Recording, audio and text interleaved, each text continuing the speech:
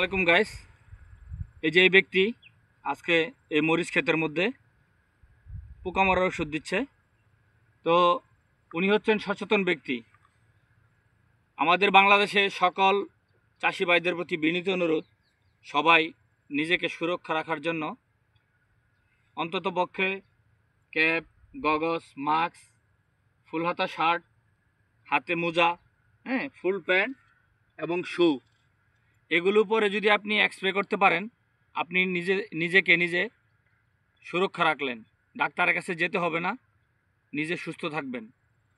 আপনি যদি এগুলো ব্যবহার না করেন, আপনার লোমের গোড়া দিয়ে বিষ প্রবেশ করতে পারে আপনার শরীরে।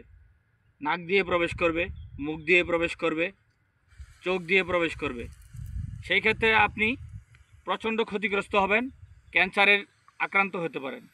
তো সবার প্রতি বিনীত অনুরোধ, আপনারা সবাই পিপিই ব্যবহার করবেন। সবার প্রতি শুভকামনা রইল। খোদা হাফেজ।